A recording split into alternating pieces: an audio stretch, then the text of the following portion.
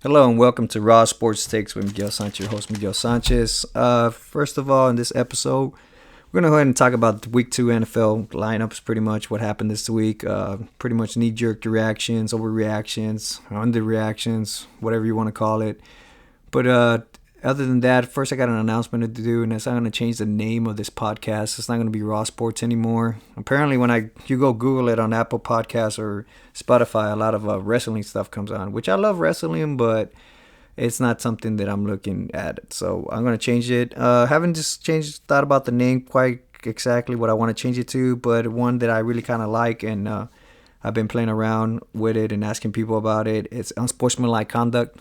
Unfiltered takes. I think I like that name, and I think I'm gonna go with that name. So look for that. I'm gonna change it. I'm gonna give you a heads up. It's probably gonna be changed in the next week. Hopefully before Friday's podcast. That's gonna be the new podcast. It's gonna be Friday.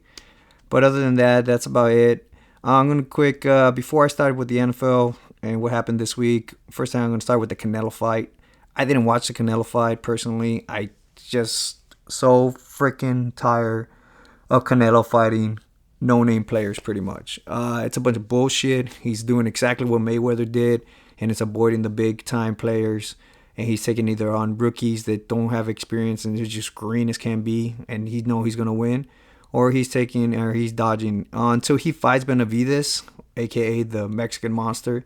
I could give two shits what the hell Canelo does. Actually, I kind of want him to get his ass knocked out just so he gets tired of that shit. I know he likes to talk a lot of shit and say that he will fight anybody. Well, you're fucking full of shit.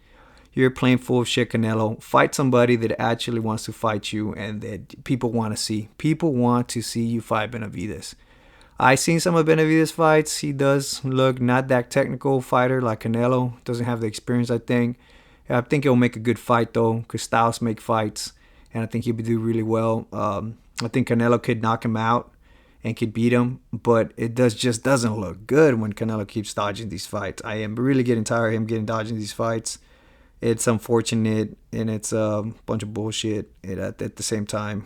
And I think Canelo should stop doing it. Like, come on, Canelo. If you're listening to this, if I have to say it in Spanish, I'll say it in Spanish. Stop being a little bitch and fight Benavides. Other than that, that's about it on that. I saw some of the MMA fights. I wasn't too much entertained.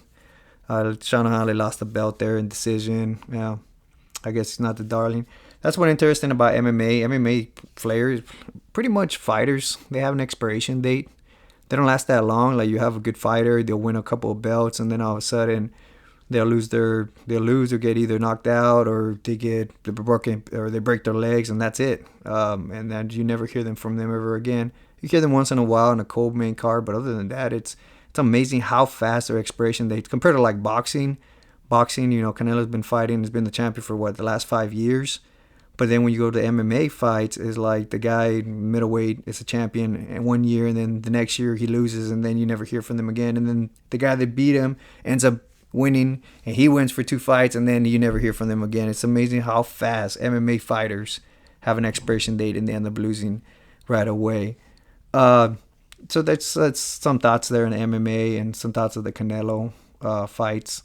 Other than that, this weekend, big thing is the Dolphins versus Bills, which that was a Thursday night game. It was a really good game in a sense if you're a Bills fan. They ran the ball really well. They didn't ask Josh Allen too much to do there, and he played very well and didn't have to do, like I said, too much, run around too much. And he did end up winning big. The biggest takeaway from that game is just Tua.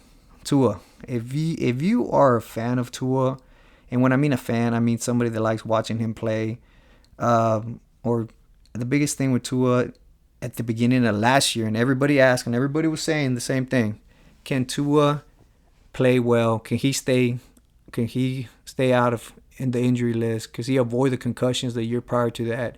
And then, can he throw the ball? Can he throw the ball long enough? That is the question. Is if he has the arm strength, which he didn't. All those question marks came back again. Those questions came again on this game.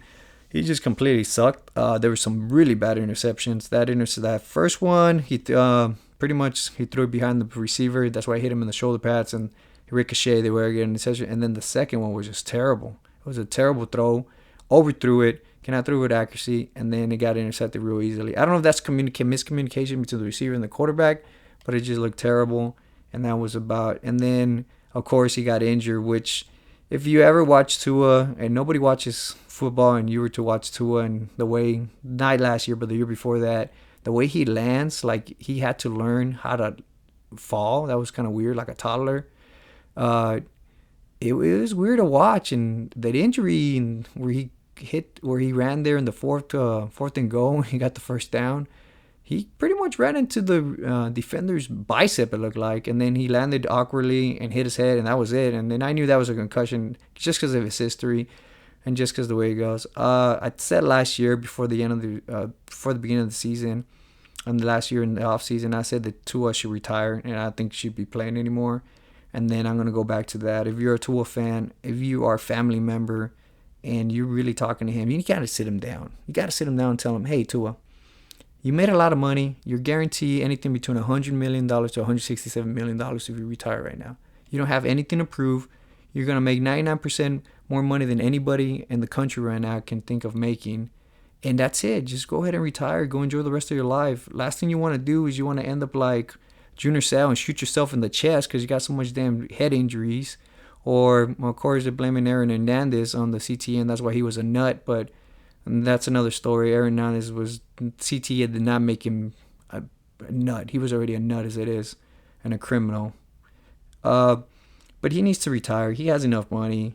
His family really needs to sit down with him. And as we learned a few days ago, he's going to be on the injury reserve, be out for 4 weeks at least, which that's good. I think he should take that time and evaluate really his life and just think about it. Do I want to have concussions? Do I want to have dementia at the age of 55? Or do I want to live a pretty prosperous life, maybe see my children grow up, and maybe not forget about them in the next 20 years? That's it with the Tua. I think he should retire. And it sucks because if you're a football fan, you kind of want to see the Dolphins. Dolphins are really fun to watch and really because they got a lot of speedsters and everything. But at the same time, you also want the health of the player and you want the well-being of the family. And the Tua needs to retire. I'm going to repeat it. I know I repeated it like 2-3 times, but come on, Tua. It's enough is enough. You got wait. We don't even know how many damn concussions you actually have. It's recorded that you had like 3 or 4, but in reality, you might even have more.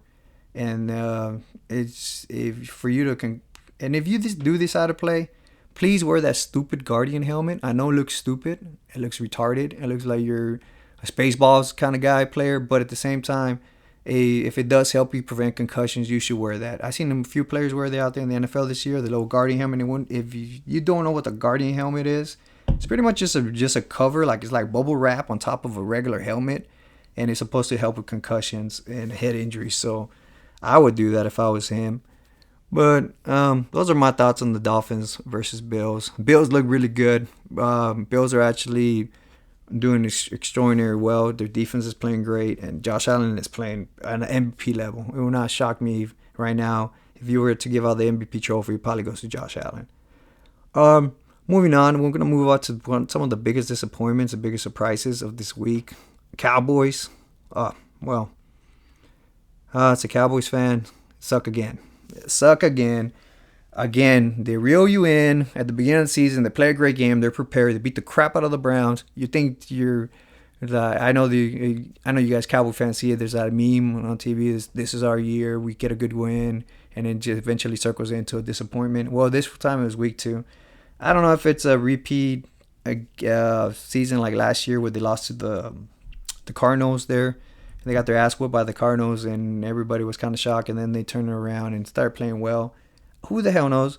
I don't know if it was a lack of effort there in the Cowboys or just a lack of talent. Like, if really talent's not there anymore, or it's a lack of effort. If it's a lack of effort, either one is really bad. If it's a lack of effort, that comes down to coaching, which Mike McCarthy, as we know, probably the worst Super Bowl winning Super Bowl winning coach. He did have Aaron Rodgers in his prime. He did have a top 5 defense when they won that Super Bowl against the Steelers. And I think he just reaped the winnings there. And the more I look at it, the more he is terrible. He's terrible at clock management. He did not have the team prepared for this. Mike Zimmer, I think, is even a bigger disappointment. I expected him on McCarthy, but Mike Zimmer should know better. He's been in the league for, 20 years as defensive coordinator, and you couldn't stop the damn run. You couldn't stop Alvin Kamara. Alvin Kamara looked like 2018 Alvin Kamara, just getting in the corner there and running in for a touchdown. 4 touchdowns? You got to be kidding me. And this agent, And this time in age, you should not having a running back with that many touchdowns. And Derek Carr looked like Drew Brees out there. 12 completions. And he had like 160 something yards at the beginning of the first quarter, first half, 35 points. I be honest with you, I turned it off after the first half because that was just stupid to watch. It was a super disappointment. It should have been the opposite. Cowboys should be whooping the crap out of the Saints. But then it's the beginning of the season. We don't know what the hell the Saints are. I want to say they're good, but at the same time, I don't know. Maybe the Cowboys are bad. Maybe it's the opposite. Maybe the Cowboys are just that terrible of a team. They can't do shit. And when they come actually play a decent team, they shit the bed like they do every single year. But the Saints have played the Panthers at home, beat the crap out of them, beat the crap out of the Cowboys. But we'll find out as the season goes on and see exactly who the Saints are. But right now, as it stands, the NFC South is looking really good. I mean, you got the 1-1 Atlanta Falcons, 2-0 Saints, 2-0 Tampa Bay. That's another one. That's another surprise team, the Tampa Bay Buccaneers. I'm going to move on. But those are my thoughts on the Saints and the Cowboys game. It was terrible. Jerry Jones, you're a terrible owner. At one point, he should see the writing on the wall and say, and the reason I say he's a terrible owner is because he refuses to fire himself as GM. You are the shittiest GM out in the NFL. My toddler could probably do better, be a better GM than you are. It is incredible to me how many bonehead moves you make, how stupid it looks. And don't give me this bullshit that you draft well. That is not you who's drafting well. That's Will McClain and his staff identifying players and drafting them. Because if it was up to you, we fucking still have Johnny Manziel and, I don't know, probably be terrible right now. Probably even could win 5 wins. Terrible GM, terrible everything. Another big surprise this week was the Ravens. Ravens are 0-2, and they're going to play the Cowboys next, which it's going to be a must-win for both teams. It has to be. You cannot, as the Ravens, you cannot fall to 0-3, and the Cowboys, you cannot fall to 1-2. But this is, as I say, the Ravens look lackluster. Lamar Jackson looks like he's missing a receiver. Like, he really is. He's missing that receiver, that go-to receiver he can go and he can throw the ball to when he needs it. I don't know if they still have I guess you could say, an identity crisis. Like, is it Lamar's team? You got Derrick Henry. Are you going to actually run the ball with Derrick Henry? Or Derrick Henry's a luxury? I thought last year they were missing that go-to running back where they needed to run the game out and not lose. And now it seems like they still forget they have Derrick Henry. I don't know what's going on there. Eventually, I think Harbaugh gets it together. He's a good coach. He's been a really good coach for many years. And he'll get it together and he'll get that team going. Raiders, on the other hand, Tony Pierce, actually, he's learning on the fly as a coach. And I think if he keeps it up, he's going to be a good head coach. He seems to not put up with shit and really get it going. But that's a surprising. Ravens 0-2. They might go 0-3 with the Cowboys, or the Cowboys will go 0-3. So that's going to be an interesting week coming up this Sunday and see what happens there as far as that goes. The other surprising team was the Tampa Bay 2-0. They beat the Lions. A lot of people picking the Lions to go to the Super Bowl. I personally picked them to go to the Super Bowl too, but they beat the Lions and they avenged their playoff loss, and they're looking really good. Baker Mayfield is looking extraordinary. He's looking like Baker Mayfield from Oklahoma and not Baker Mayfield from Texas Tech. He's looking great. Jared Goff, I just can't trust them. That's the only reason I don't think the Lions could win a Super Bowl. I just do not trust Jared Goff. Jeff Cross was 9 out of 17 under pressure and threw an interception, and for that reason, I can never trust Jared Goff, and I've never been a fan of Jared Goff, and ever since he lost that Super Bowl with the Rams, I think Sean McVay hit a lot of bad tendencies of his, and then when he left, that's why they traded for Matthew Stafford, and that's why Matthew Stafford won a Super Bowl. It's plain and simple. Aiden Hutchinson might be the defensive player of the year. He's leading the NFL with 4.5 sacks. So he keeps up at this pace, he will have over 30 sacks. I think he slows down eventually because nobody can keep up with that pace. But other than that, that was the only bright spot for the Lions there. On Tampa Bay, their defense is playing great. Todd Bowles has always played a really good defense and coached a good defense, so they should be okay. This is going to be an interesting. Is Tampa Bay more real, or is it the Saints more real on this one? Who knows? Time will tell. It's like I said, it's very early in the season. Another surprise in talking about defense is Brian Flores, the defensive coordinator for the Minnesota Vikings. He did a number on Purdy. Got him to throw an interception there. I know they're missing the running back, uh, Christian McCaffrey, and Debo Samuel's hurt again. But still, that was an incredible job by Brian Flores. I think Brian Flores is getting better and better, and I think eventually, hopefully, they don't blackball him as a head coach at one point. Eventually, he gets a head coaching job, but he's doing a great job. Kevin O'Connell, I gotta admit, the coach of the head coach of the Minnesota Vikings, he's done a great job there. I mean, to make Sam Darnold look like the actual first round pick that the Jets not traded for, drafted a while back, he's actually looking tremendously good. It's amazing to me how good Sam Darnold looks. But we always knew that potential was always there. It's just he made always bonehead mistakes every single damn time, and now he's looking good again. So Minnesota was like I said, very shocking, very surprised.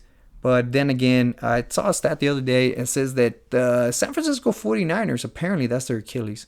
San Francisco 49ers, the Minnesota Vikings, have not been in Minnesota since 1992. Let that sink in. Since 1992, the San Francisco 49ers have not been the Minnesota Vikings. That is crazy to think about. Last year they lost too. Last year they lost to a backup. They didn't even lose to Kirk Cousins. They lost to a backup last year also, when they had that 4-game losing streak there for a while. They're the 49ers. But the 49ers eventually get it together. I think it was just a tumultuous offseason. Ayuk wanted his money. Pretty much McCaffrey's that's lingering, that calf injury. Hopefully it's just like he comes back and it's just a calf injury. The worst thing you want to do is when anybody thinks calves injuries, they always think, oh shit, Achilles. You always wonder if the Achilles is going to do something there, if they're going to tear. But hopefully they're doing a great job with it. So that's the other surprising team, Minnesota Vikings, 2-0. Who would have thought? NFC North being led by the 2-0 Vikings there. Quick thoughts on the Jets and Titans game. Titans lost another one. They lost the game, really. They were leading, I believe, by 7 points, and they were going to drive it, and they were like at the red zone, and then Will Levis decided to do Will Levis shit, I guess. I don't know what the hell he was thinking. He was running, he was getting tackled, so he dove and threw the ball backwards, and it was fumble, and the Jets recover, and all the momentum went to the Jets, and the Jets ended up winning the game. I don't know what the hell I was looking at with Will Levis. I don't know if at what point do you bench him? That's my question. He made a bonehead move the previous week against the Bears where he just threw it up there and the intercepted, and it was a pick six. And now he did another bonehead move. At one time does the coach say, enough is your bullshit, sit that fuck down, learn, and then you can go back in the game. Like, enough is enough. What are you trying to do there? Save 2 yards? It's not like you were throwing in the end zone and making an incredible throw. It's not like you were running and trying to spin away from a defender. No, you did like the dumbest move ever.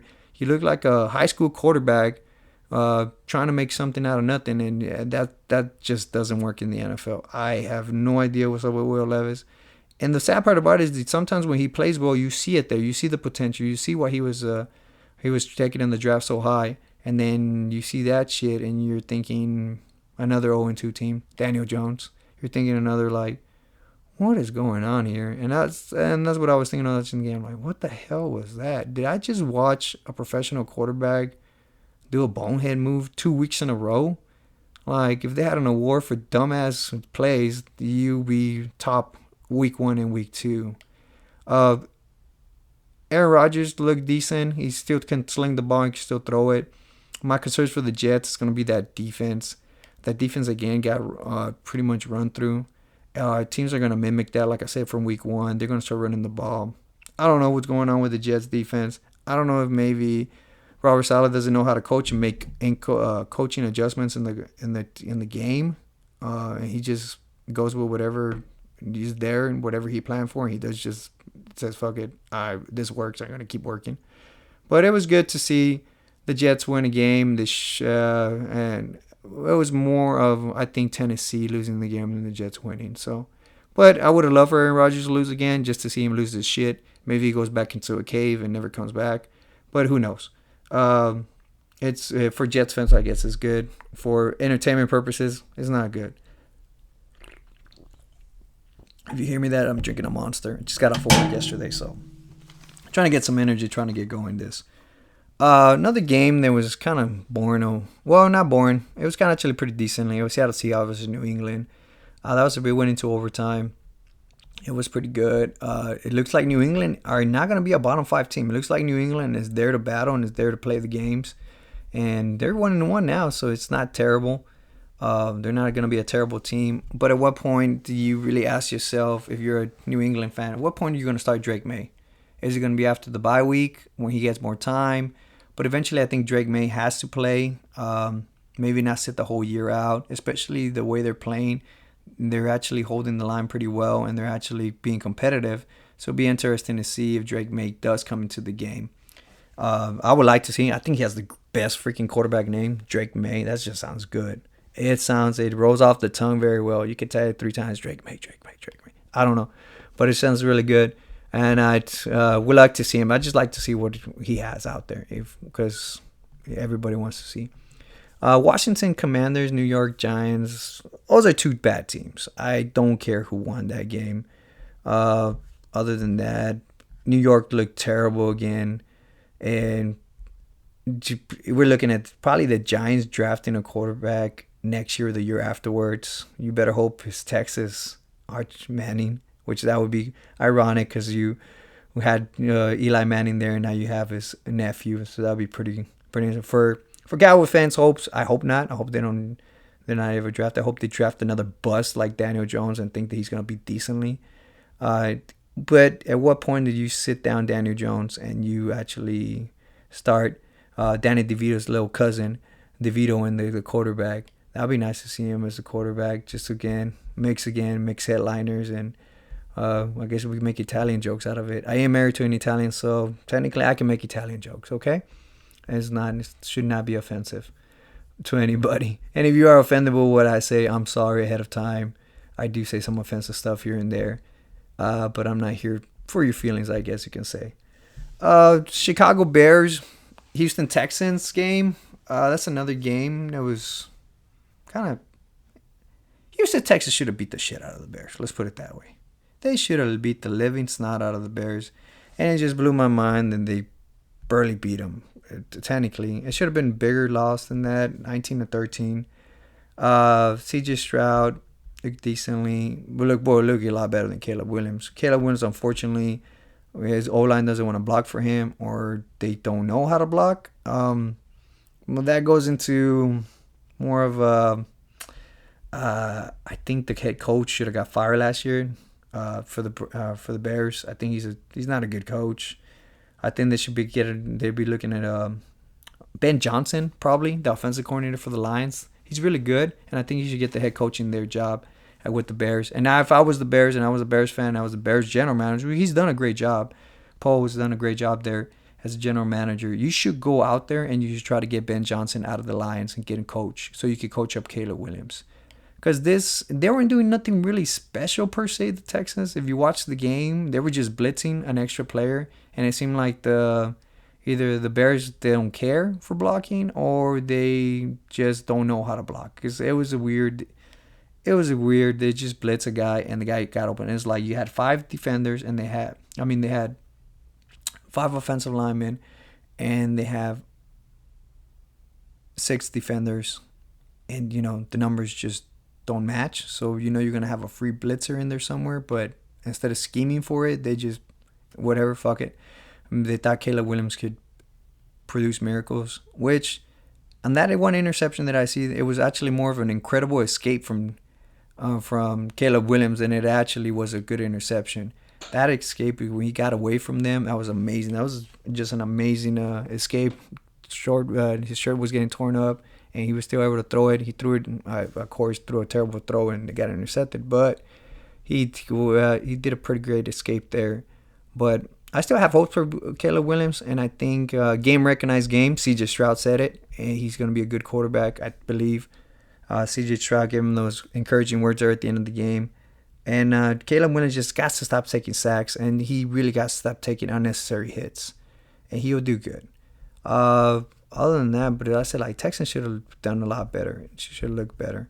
Now, I am gonna go and talk about the last game that I saw, and that last game I saw was Eagles versus Falcons, and a lot of people think that the Eagles should have gone for it there on 3rd and 2. They should have ran the ball, and then they should have gone even if they didn't get it done the tush push, and then ended the game.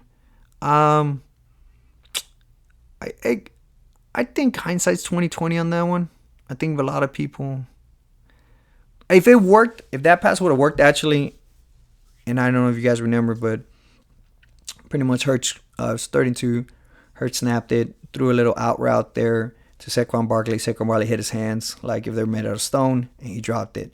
But if he would have caught that one and made the first down, everybody would have been raving about what a great play call. They thought they were going to run the ball. They thought they were going to do this. And they had everybody ready to stop the run, and they instead threw the ball there. Saquon Barkley caught it. Probably runs it for a touchdown, honestly, if he catches the ball. He had enough space to. And then people would have been like, what a gutsy call. What an amazing play calling.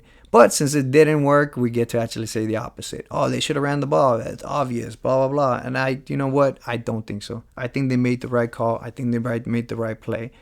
And I think, like I said, if it would have worked, people would have been raving and pretty much on the Eagles' nuts the whole damn time of what a great play call that was. But since it didn't work, people are doing the opposite and saying it was a terrible call. And to be honest, let's be real. Kirk Cousins, really? Have you seen his primetime record in primetime games? That guy fucking sucks. He's like Dak Prescott in the playoffs. Just eats dick and just cannot win the game.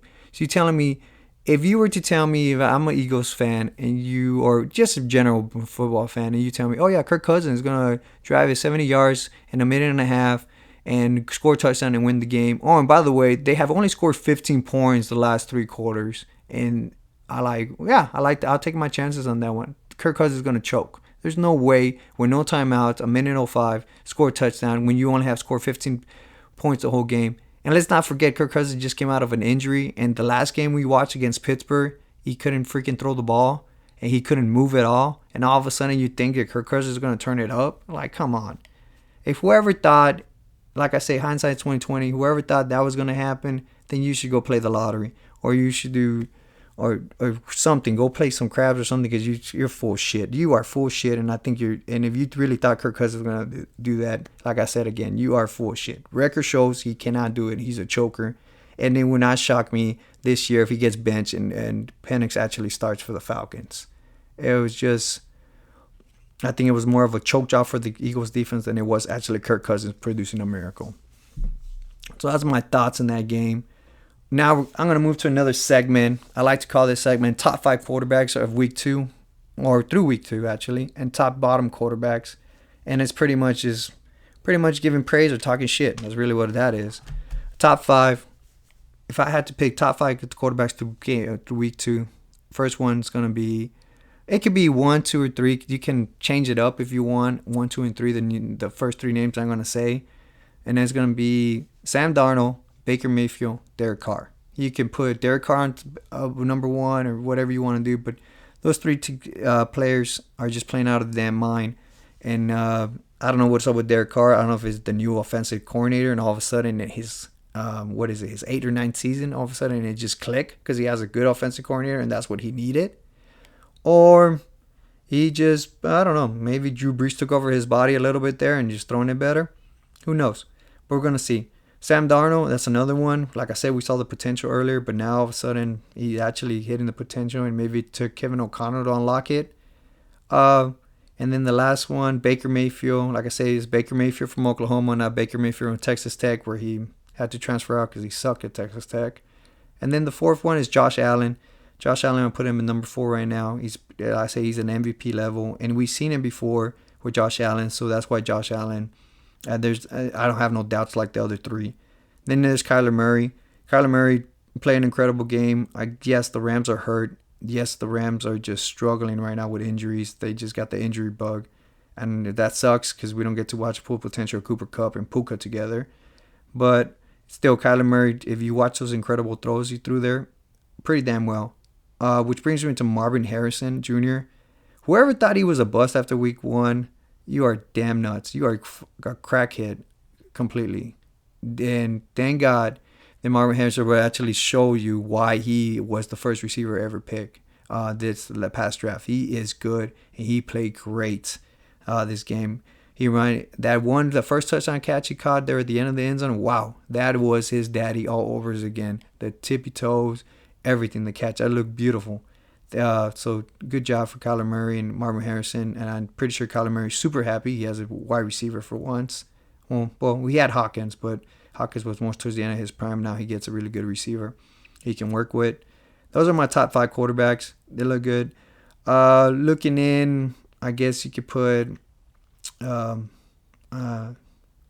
Mahomes looking in the top 5. But right now, he's not playing any better than these 5 quarterbacks. Plain and simple. Bottom 5 quarterbacks, that's pretty easy. It's pretty going to be the young guys. Unless your name is Daniel Jones and Trevor Lawrence. Bryce Young. You could put Bryce Young as the worst quarterback right now. It looks like his confidence is just shot. And if I saw the stats correctly, he was only pressured on 4 of his dropbacks. So he has time and he's able to throw it, but he just doesn't have the confidence to throw the ball and holds on too much, pump fakes and gets sacked pretty much, or just throws a terrible throw.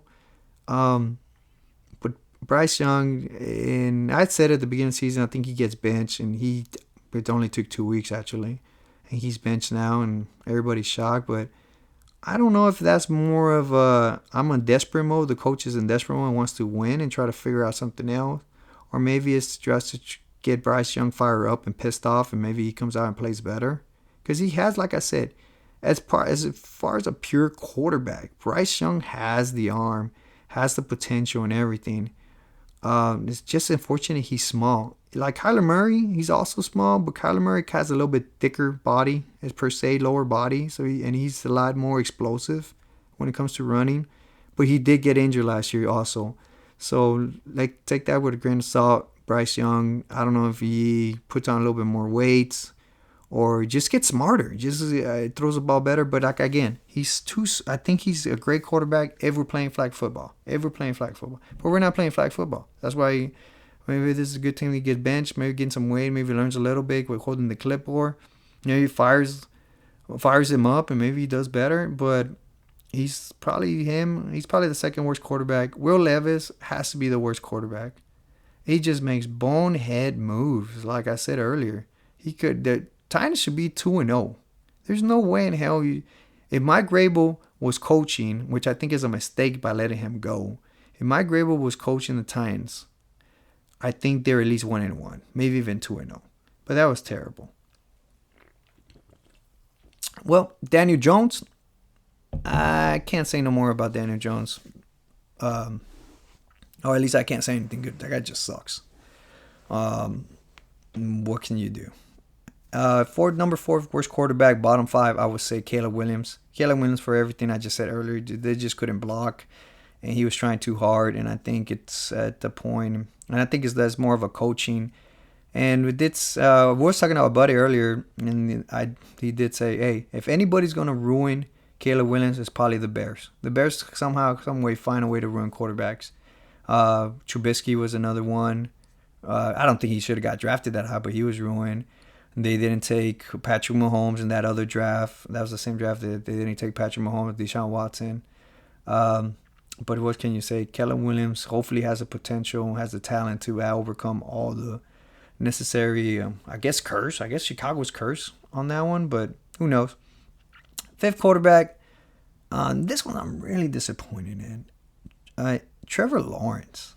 Trevor Lawrence at one point looked like he was going to be a Hall of Fame quarterback when he was playing in college there with Clemson. Won that national title.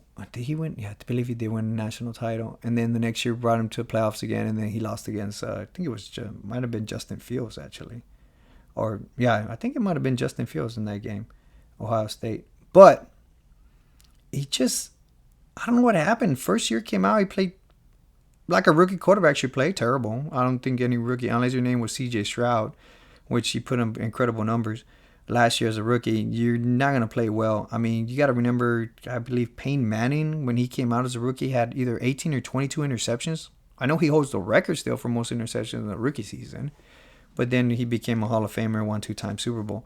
But Trevor Lawrence, I don't know what's going to happen. I don't know if it's the coaching there, but he overthrew a lot of passes. He has weapons there. It's not like he's playing for the Panthers. I guess that's an excuse you can make for Bryce Young, but he's just been super disappointing last year, and this year he's starting off again really disappointing. And he has all the talent in the world. He has the arm strength. He's able to run, but it's just not there. That's why I'm kind of disappointed in him being bottom five. But let's be real, bottom five, that's where he belongs. That's where the Jacksonville Jaguars are 0-2. If they had any kind of decent quarterback play, they'd probably be 2-0. But they don't. We're not. And looking in bottom also their quarterbacks, I will put Dak Prescott. For the simple reason Dak Prescott is getting paid $250 million. And if you're a $250 million quarterback, I expect you to be top five. You'll be elite, but you're not even sniffing that. You play below average according to PFF grades, and you play average the first week, and then the second week you put below average. You don't pay a quarterback $250 million to play below average or average. You got to play elite, and you're not even close to being elite. So that's my bottom five. I'm going to move on to my top five teams right now after week 2 and my bottom five teams. Again, I'm drinking a Monster. Great drink, by the way. Monster Zeros. I know they say they're terrible for you, but whatever. Top five teams. Number one has to be the Chiefs still. They're 2-0. They're undefeated. They're the defending champions.